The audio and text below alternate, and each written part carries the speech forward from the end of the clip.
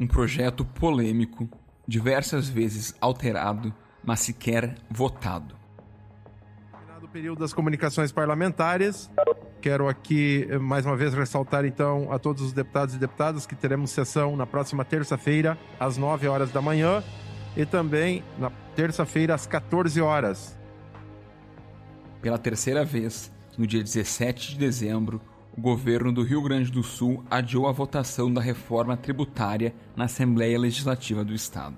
Com o projeto em pauta, deputados fizeram críticas e considerações em relação ao texto, e algumas manifestações geraram momentos tensos.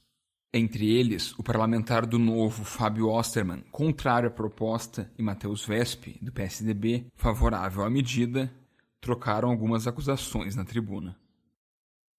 O deputado Matheus Wesp, presidente do PSDB, o líder do governo Frederico Antunes, sabem de quem são essas palavras. Essas palavras não são minhas.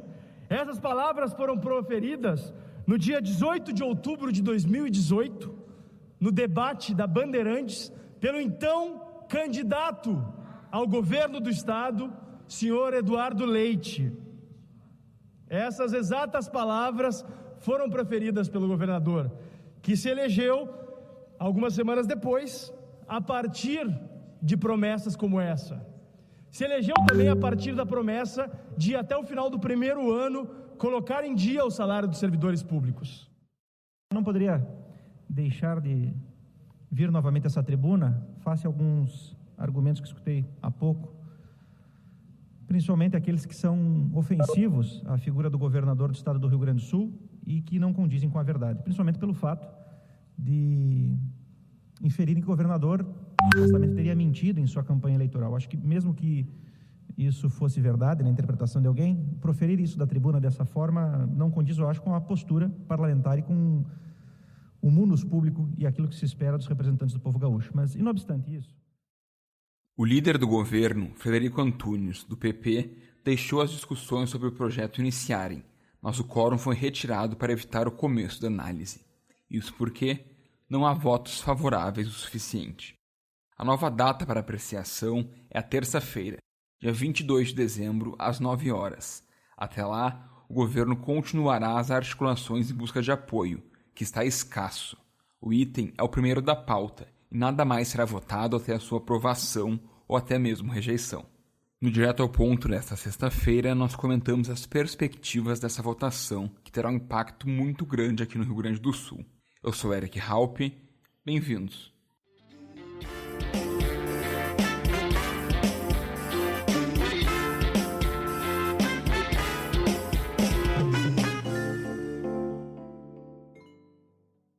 O governo do estado apresentou em novembro seu pacote com mudanças tributárias e medidas de contenção de despesas. As alíquotas do ICMS são um dos principais pontos. Elas foram majoradas no início do governo de José Ivo Sartori, quando o índice geral do tributo passou de 17% para 18%, e o índice para telecomunicações, energia e combustíveis foi elevado de 25% para 30%. O prazo aprovado foi de 4 anos. O governador Eduardo Leite, no início de seu mandato, conseguiu a aprovação dos valores maiores para 2 anos, a serem vencidos no final deste dezembro. No entanto, o tucano quer uma nova prorrogação. Em julho, o governador apresentou um projeto propondo a manutenção, em 2021, da atual alíquota do ICMS de 18%. Desde então, várias mudanças foram feitas. Na última delas, apresentada na quarta-feira, Leite acabou reduzindo o índice para 17,5%. Já a cobrança sobre telecomunicações, energia e combustíveis foi mantida em 30%, assegurando até 2023 e não mais até 2024. Sem a renovação das alíquotas, o governo estima a perda de 2,8 bilhões de reais em receitas no próximo ano. Mas apesar das mudanças, ainda há situações a serem esperadas.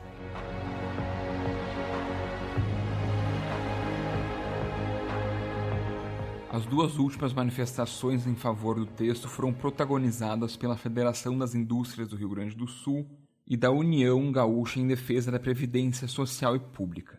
Em nota, a entidade sustentou que, diante da profunda crise econômica e sanitária que o país atravessa, a A rejeição da proposta agravará o cenário. Abre aspas. Apelamos à responsabilidade dos parlamentares gaúchos para que aprovem o referido projeto de lei.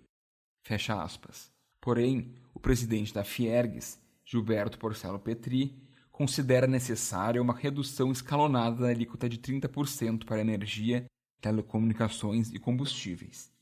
A proposta dele é uma redução em fases ao longo dos próximos 4 anos, para, respectivamente, 29%, 28%, 27% e 25%. A federação, contudo, não vota, e o Palácio Piratini enfrenta dificuldades para convencer os deputados a aprovar. Na semana que vem, o governo vai para o tudo ou nada na Assembleia, visto que a casa entra em recesso no dia 23 e só volta em 2021, quando o prazo das alíquotas já terá vencido. E é sobre isso que a nossa convidada de hoje vai falar aqui no Direto ao Ponto. Ela é a Maureen Xavier, editora de política do Correio do Povo. Maureen, para a gente começar, nos conta como foi essa sessão da Assembleia Legislativa do Rio Grande do Sul ontem, que teve um tom bastante acalorado entre alguns deputados e que mais uma vez não teve votação de fato sobre a matéria. Exatamente. O que acontece? O governo está articulando, né, já há algum tempo. Ele teve essa discussão inicial no primeiro semestre, na verdade no início do segundo semestre desse ano, sobre a questão da reforma tributária, que era um projeto bem mais amplo. O governo acabou naquele momento não conseguindo o apoio necessário, optou por retirar o projeto, apresentou um modelo, vamos dizer assim, mais sucinto. Isso aconteceu às vésperas do primeiro turno, no dia 13 de novembro, é um conjunto de pacotes, mas a atenção principal é em relação a um deles, né, é o que envolve várias questões tributárias, como a questão do ICMS. Esse projeto ele passou a trancar a pauta de votações nessa semana, então o governo começou a ampliar a negociação. Por quê? Porque há muita resistência. Havia uma expectativa de que ontem, quinta-feira, esse projeto fosse ser votado. Por quê? Porque na quarta-feira, diante da iminência da derrota, o governo convocou todos os deputados, apresentou mudanças, algumas atendendo exatamente algumas ponderações feitas pelos deputados, e acreditou que assim ficaria mais fácil essa negociação. Na prática, isso não aconteceu. O governo ainda encontrou dificuldades ontem para votar, acabou iniciando a votação para garantir que na próxima terça-feira, quando terá o novo encontro dos deputados, haja exatamente condições de votar. O que foi o fiel da balança ontem, mais uma vez? A bancada do MDB. A bancada do MDB tem 8 deputados, né? Ela não fechou a questão completamente, pelo menos há um voto favorável ao texto, que é do Juvir Costela, que é o atual secretário de Transporte, deixou o cargo para assumir como deputado exatamente para garantir esse voto favorável. A bancada teve 2 reuniões, uma às 11 e uma às 18 horas. Desses encontros não saiu uma posição fechada, os deputados vão ainda discutir durante o final de semana, voltam a se reunir na segunda-feira para dar uma posição para o governo. Por que é tão importante essa posição? Porque tem um número muito considerável de votos, o governo tem ciência de que é muito difícil conseguir o apoio de todos, mas se conseguir, né, pelo menos a metade, né, dos deputados já traz uma segurança maior para levar esse projeto a plenário e a votação. Então, ontem foi um dia de bastante articulações e conversas, e também a própria questão do MDB, ela acaba gerando um pouco um efeito em cascata, como a gente viu em outros projetos, em outros momentos, como há um ano atrás, quando se discutia a questão da reforma da Previdência dos servidores civis, quando se discutia projetos de carreiras de servidores, que quando o MDB acabou dando uma posição oficial contrária ao projeto, acabou puxando, né, outros deputados para também ter essa mesma postura. E fora isso, a gente teve ontem, por exemplo, em plenário, na tribuna, um embate muito forte entre os deputados do Novo e do deputado do PSDB, que é presidente estadual também do PSDB, partido do governador, e que foi o relator do orçamento do próximo ano, o deputado Matheus Vespi, que trocaram ali algumas, vamos dizer assim, algumas manifestações bem fortes. A bancada do Novo tem sido declaradamente a mais, vamos dizer assim, a enfática contra esse projeto. Então, a gente acredita que provavelmente na terça-feira não será uma discussão simples e que vai ir até o último minuto na hora da votação mesmo e com o resultado no plenário. Tu mencionaste a questão do MDB, uma bancada com 8 deputados, não fechar acordo sobre a votação, e também o fato do Novo, o partido, ser abertamente contrário a essa reforma. Além desses, quais são as outras forças que estão pendendo contra o projeto do Executivo? Quais são os motivos que os levam a isso? São questões ideológicas ou há pontos em que pode haver alguma articulação maior entre as partes? O movimento que o governo fez nessa semana de apresentar uma emenda era no sentido de diminuir essas resistências e essas críticas. O que acontece? Acontece que tem um tópico que acredito que é o calcanhar de Aquiles, que é a manutenção da majoração. Né? O governo fez ali na emenda uma redução para o ano que vem, o que garantiu algumas manifestações favoráveis ao texto, mas nenhum deputado quer ter o estigma de que manteve, né? O governo usa o termo e usa um discurso, né, muito forte de que não é apenas a majoração das alíquotas, tem outros projetos que estão sendo discutidos ao mesmo tempo, que prevêem melhorar o ambiente econômico do Estado, que também prevê a melhoria dos serviços públicos, e um dos argumentos foi exatamente o governo voltar a pagar, ou pelo menos ter pago em novembro, o salário dos servidores em dia, uma coisa que não acontecia há 57 meses. Então, o governo está usando dessas narrativas de que, olha, não é só a manutenção do aumento dos impostos no momento que o governo melhora outros serviços, melhora estradas, melhora segurança pública, e que isso também acaba representando num ambiente favorável.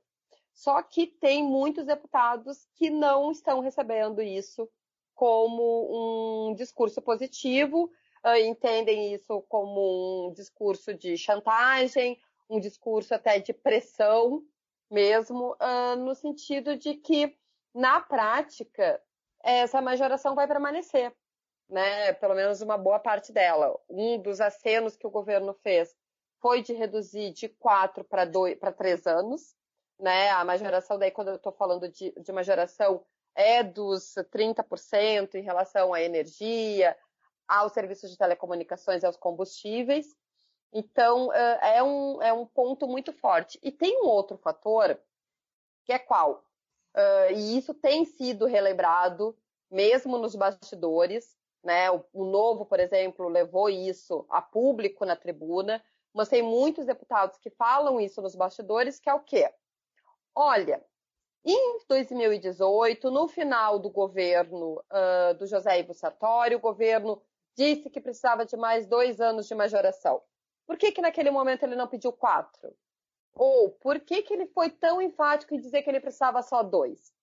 Pode ser, e o governador Eduardo Leite respondeu isso firmemente numa coletiva de mais de 2 horas, que ocorreu na quarta-feira, que ele disse, olha, o que eu pedi foi 2 anos de aumento de majoração para discutir uma reforma tributária.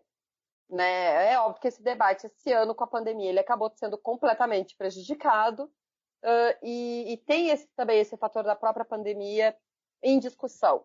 Então, esse é um ponto.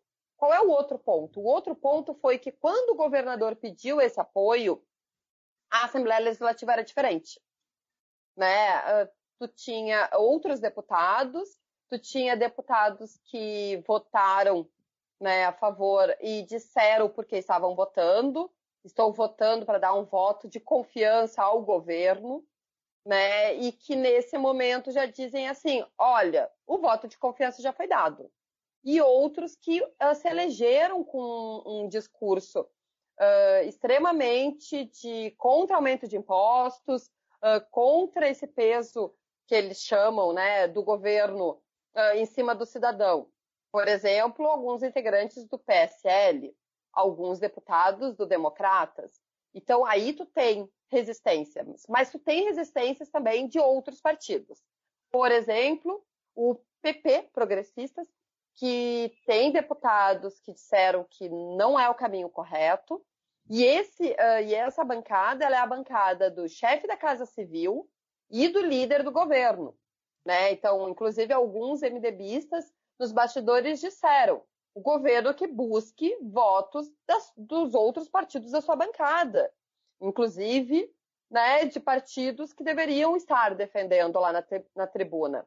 E o que a gente viu ontem, na sessão de quinta-feira? Quem é que foi à tribuna defender o projeto, efetivamente? Matheus Wesp, do PSDB, e a deputada Luciana Genro, por exemplo. Eu sou uma deputada de oposição, discordo frontalmente das políticas que o governador Eduardo Leite vem implementando no estado do Rio Grande do Sul. Entretanto, nós estamos aqui diante de um impasse. A proposta de reforma tributária que o governo nos enviou era muito ruim também. E este projeto também é ruim. Entretanto, eu estou disposta, sim, a votar a favor da prorrogação das atuais alíquotas. Então, quer dizer, tem aí questões que a gente já viu isso em outros momentos, que na hora que aperta, todos os deputados mais alinhados, né, ao governo, à proposta, vão à tribuna, fazem, e é isso que a gente deverá, por exemplo, ver na terça-feira da semana que vem, esse movimento.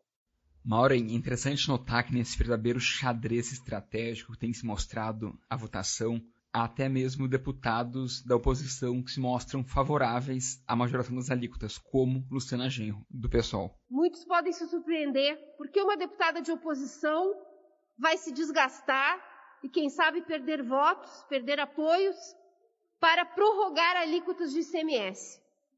Eu quero dizer que eu me sinto absolutamente coerente nesta votação. Eu sou, antes de mais nada, uma defensora da necessidade de nós termos um Estado que preste serviços públicos de qualidade para a população. A necessidade que nós temos de ter servidores que tenham, no mínimo, os seus salários pagos em dia. E quando eu estive no Palácio Piratini, na ocasião em que o governador assinou a regulamentação da lei dos fogos de minha autoria, ele me perguntou qual era a minha posição. E eu disse a ele que eu estava avaliando como votar e que eu pretendia me reunir com os sindicatos dos servidores do Estado para definir a minha posição. E que eu considerava extremamente importante que ele fizesse um compromisso público de que não haveria mais atraso de salários aos servidores se as alíquotas fossem prorrogadas. E ele, nessa ocasião, me assegurou que não haverá mais atraso de salários dos servidores se as alíquotas forem prorrogadas. Eu, então, me reuni com os sindicatos dos servidores e todos eles foram unânimes em respaldar a minha posição de votar favoravelmente à prorrogação das alíquotas, tendo esta garantia de que não haverá mais atraso de salário. Além dela, é claro, dos partidos que compõem a base governista, quais são os outros atores que já demonstraram apoio à reforma? Aí nós entramos exatamente no calcanhar de Aquiles do governo. Nesses últimos dias, a gente tem acompanhado muitas redes sociais dos deputados e todo mundo que vota contra diz, né? Todo mundo que é contrário diz e dá várias justificativas, né? E eu não estou falando só dos integrantes do Novo, mas também do PT, do PDT, né? Então, tá difícil, tá difícil a coisa. E ao mesmo do PSL, do Democratas também tiveram manifestações contrárias. O que a gente tem visto de apoio e de defesa é uma parte, basicamente, de duas frentes bem específicas, né? O deputado Matheus Wesp, o líder do governo, Frederico Antunes, que está trabalhando para isso, e nesse sentido da questão da articulação para conseguir os votos necessários, mas o resto é uma manifestação contrária. Eu acho que é importante também a gente trazer, né, um movimento bem interessante que pode, né, surtir efeito nesse prazo maior, né, que o governo conseguiu, porque mais do que adiar para adiar para conseguir os votos, também é um prazo para conseguir fazer com que outras frentes aumentem as suas pressões, né? E as pressões que eu digo é a pressão em relação aos deputados e também a possibilidade de dar tempo de uma mudança de narrativa. O que a gente pensa quando fala em mudança de narrativa? O governador Eduardo Leite, durante a coletiva, ele reconheceu que houve um erro de comunicação, né? E a gente pode entender isso sim como um erro, por quê? Porque o governo teve toda uma discussão muito grande da reforma tributária lá em agosto, setembro. Esse assunto perdeu completamente espaço em função das eleições, né? Quer dizer, quem é que ia querer falar sobre impostos e aumento de impostos durante a eleição, durante o momento que estavam discutindo conquista de votos? Beleza, apresentou esse projeto, mas esse assunto não foi retomado no dia seguinte. Esse assunto não foi retomado no dia 16 de novembro. Por quê? Porque tu ainda tinha disputas em segundo turno e também porque tu tinha um aumento da preocupação com a Covid, com a pandemia. Quando tu tem o final do segundo turno, lá no dia 30 de novembro, a gente vai ter de novo a pandemia recebendo protagonismo nas discussões, né? Mudanças de bandeira, mudanças de decretos. Então, isso tudo alterou o cenário. A gente vai ter efetivamente uma retomada dessa discussão há uma semana atrás, uma semana e meia atrás. Entendeu? Na semana passada, a gente pode dizer que efetivamente esse assunto ganhou espaço na pauta e retomou a articulação. Enquanto isso, tu tinha entidades empresariais, por exemplo, FEComércio, Fiergues e a própria Federação. A Federação promoveu vários debates sobre isso, já com uma campanha na rua contrária a todo o projeto, ou pelo menos as partes mais significativas. Por quê? Porque o projeto ele é grande, ele tem vários pontos que são bem recebidos pelas entidades, mas tem a questão da majoração, né? Até alguns deputados falaram isso, para tu levar a parte boa, tu tem que levar a ruim também, né? Então, quer dizer, o governador entrou efetivamente na articulação e diretamente nesses últimos dias. Pouco tempo para tu conseguir mudar a opinião pública, para te conseguir mudar o discurso.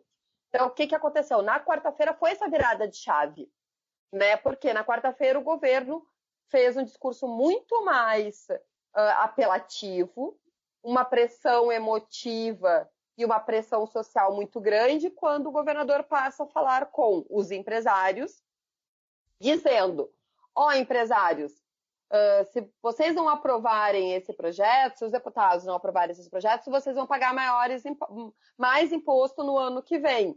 Ele está se referindo, né, ali as mudanças na questão de compras, a própria questão do Simples, para tentar ganhar esse apoio. E também começou a apelar fortemente aos servidores. No momento que ele diz, o ano que vem eu posso estar pagando o 13º em dia.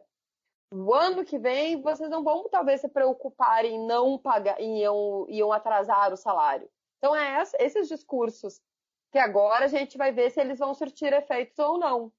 Né? A Fiergues ontem já liberou uma nota dizendo que acha que as mudanças já foram importantes. Tu vai ter a União Gaúcha, que representa quase 30 entidades de servidores, dizendo: olha, a gente precisa se preocupar com essa precarização. Então, agora, realmente, há uma corrida contra o tempo, até porque, né, a sessão da próxima terça-feira deverá ser a última, antes do recesso, sessão provavelmente de manhã e à tarde. E falando sobre os trâmites dessa votação para a próxima semana, nós já tivemos aí ao longo de 2020 diversas alterações nesse projeto, que hoje mantém uma base bastante grande ainda do inicial, mas com números diferentes. Existe uma possibilidade de mudanças para terça-feira que vem, ou isso está fora de cogitação? Não é inviável. Na verdade, isso está sim sendo cogitado.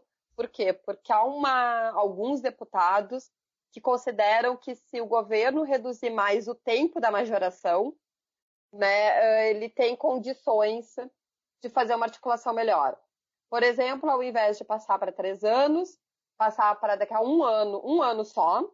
Por quê? Porque o governo, ano que vem, vai ter provavelmente encaminhamentos de privatização, principalmente da SEE, da Sulgás, por exemplo. Então, isso vai representar um recurso que vai entrar em caixa. E outro que também poderia usar como argumento bem, já que você está pedindo, a gente te dá 1 ano. Né? Por quê? Daí também tem um outro fator que a gente precisa levar em consideração, né? Qual? O governador, durante a coletiva, ele disse que não é candidato à reeleição. Essa não é a primeira vez que ele faz essa manifestação. Na verdade, essa é uma manifestação que ele já fazia durante a campanha, que ele sempre dizia, não vou concorrer, vou fazer todas as medidas que são necessárias, então não vejo esse cenário.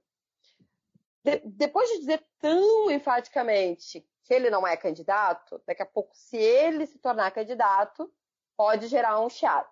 Mas vamos ao calendário. Né? Essa eu acho que é uma provocação e uma contextualização que precisa muito ser feita. O governador pediu 3 anos. Ele pediu 4. Por que ele pediu 4? Porque ele disse que daria maior segurança para o seu sucessor, independentemente de quem for e de que partido for, para que o próximo governador tenha ainda 2 anos pela frente e que, se o próximo governador, ou governadora, claro, tiver condições melhores, ele pode revogar, né? Porque essa majoração ela pode ser revogada a qualquer momento. Tem alguns deputados que comentam, e também alguns né, ali no bastidor que a gente escuta, é que vai que o governador, por exemplo, consegue ajustar melhor as finanças e nessa construção do seu sucessor, não de o sucessor dos outros partidos, ele vai lá e revoga no 2º ano, por exemplo, a majoração. Segundo ano, eu estou dizendo em 2022, ano que nós temos eleição para o governo do estado. Entendeu? E daí também tem a outra questão, que é o seguinte, imagina se o governador, em 2021, com essa majoração, continua equilibrando muito bem as contas e no último ano ele pega todo esse valor e faz um monte de obras, de uma maneira bem coloquial, né, de se dizer. Estaria, assim, os partidos que podem vir a ser os adversários desse candidato do atual governo estarem dando muitas vantagens para ele? É óbvio que nenhum, né, candidato, pré-candidato, ou possível candidato, ou mesmo os deputados vão falar desse assunto abertamente. E se é antecipar 22? Totalmente, né? E ninguém vai antecipar esse debate agora, porque a base do governo é muito grande, porque nesse momento todos estão com o governo, mas a gente tem que levar o calendário em consideração. Se está no âmbito nacional acontecendo uma antecipação da eleição de 22 em torno da questão da vacinação da Covid, por que a questão do ICMS aqui no Rio Grande do Sul não pode ser uma antecipação de 2022? Né? É uma provocação que fica, é uma discussão que fica e que com certeza tem, sim, possíveis candidatos fazendo essa conta na ponta do lápis.